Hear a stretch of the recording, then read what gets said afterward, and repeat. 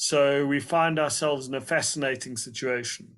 And let's just take it step by step. So actually the ANC's week starts with a lot of momentum because of its deal with parties like the Patriotic Alliance, and because of small parties changing their minds at the 11th hour. The ANC gets Eugene Johnson elected as the mayor of Nelson Mandela Bay. And up until this point, things are going very well for the ANC because Ngaba Banga from the Democratic Alliance loses out on the mayorship. And the ANC reclaims the most important metro in Nelson Mandela Bay. At the same time, Refilwe Ncheke, who is a senior person of the Democratic Alliance, their mayoral candidate Ekurhuleni, and importantly in this context, a member of the provincial legislature, decides that even though the Democratic Alliance comes second in Ekurhuleni, even though she's their mayoral candidate, she is not going to take up her seat in the council, and because at that point didn't seem like the DA had any chance, or the opposition had any chance in Ekurhuleni. And she resigns.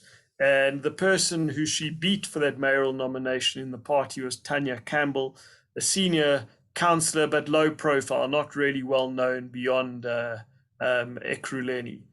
And we start seeing a DA speaker get elected, and then ultimately Tanya Campbell and the very well-known Zwandile Masina, linked to the RET faction, personally friendly with Julius Malema, getting humbled. I mean, we knew something was about when Julius Malema, he could have been anywhere that day. He could have chosen to be in Sandton or Johannesburg. He could have been in Tshwane. He could have been in Nelson Mandela Bay. Where was he that day? Ekurhuleni. And we see something stunning there. And then we see that follow in Johannesburg, where many people thought it was either going to be in Pomorani, NC, or Herman Mashaba was in a strong position after this election. But we see instead of in Pomorani, it's in Palazzi, Dr. in Palazzi. So this is a stunning development.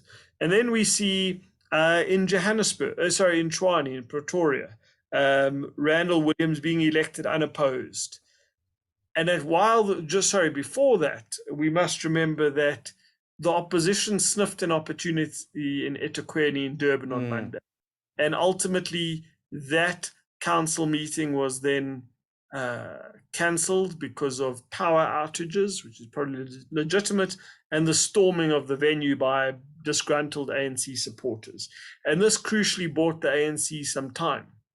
And what we saw was high drama yesterday, where a flimsy, the coalition attempt by the opposition came very close, yet fell flat when Jacob Zuma's financial backer, former financial backer and friend, PG Mavundla, from the Bantu Boto Convention Party, decides at the 11th hour to work with the ANC, and he brings across all these tiny parties. And this was a very important victory for the ANC. But having said that, we find ourselves in a situation where the DA are in a stronger position than they expected, yet still extremely vulnerable because they are dependent on Herman Mashaba and Julius Malema. At the same time, the ANC was celebrating in eThekwini, I'm sure, till the early hours this morning. But we also find ourselves that who would have thought a year ago that the ANC in the metro, in its probably its most important metro, eThekwini, has to beg at best these single seat parties to get it over the line. This is a fascinating political situation. What will this hold in for the DA, being the leading party in the coalitions to be formed? How long will this last, if at all? So I definitely think that this has been a good few days for the DA. It would have been even better if Nicole Graham became mayor of eThekwini. However, they find themselves in unprecedented opportunities to be the mayor in Ekurhuleni, to have a safe and stable coalition in Tshwane, and to have someone like Dr. Mpho Palazzi, who I think is a very talented politician, mayor of the largest city in the country. But this is dependent on Herman Mashaba, who's obviously very aggrieved by the DA, by the way he was treated historically and in the last few weeks, and the generosity of Julius Malema. So they're going to have to walk a very fine line, but they couldn't turn down this opportunity. So can Mpho Palazzi, can Tanya Campbell, and let's Tyron Gray in Mohali City rise above the national bickering and the national egos and the national tensions and find local solutions to these challenges? If they can, I think that this could be a good thing. But I would say that there is less chance of success than failure. And ultimately, what we're going to have to see is whether they can make the best of this difficult opportunity. At the same time, I think this is a very important few days for Julius Malema. In a way, he was written off because that it didn't seem like he held all the cards, but he clearly did. And he had a good election. He was the only of the top three parties to grow, but he probably expected to do better in places like Limpopo, the Northwest, and Gauteng. And he finds himself incredibly relevant. And this benefits him because I think even though the EFF and the DA are ideologically disparate and much further apart than 2016, Julius Malema realizes that if he can remove the ANC from as many municipalities as possible, he has a path to growth. His path to growth is through an injured, wounded, beleaguered ANC. He's not going to grow from, and he's not actually that affected that much if the DA particularly well.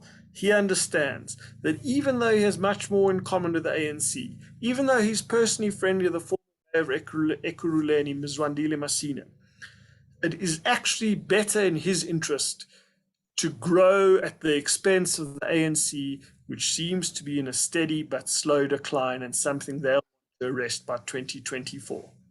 Just one last question in this section of our conversation. Personally, I put quite a bit of trust in someone like Mpho Palazzi and even Tanya Campbell, even if she's unknown. I have a feeling they will have the touch to do this.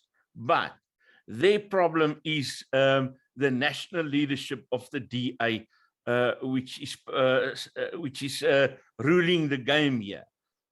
How do you see it? Yeah, well, I think that this is a golden opportunity. This, by the way, is very good for Helen Zille and John Steenhuisen. Do they have the discipline to empower? And by the way, this also extends to the EFF and Action SA.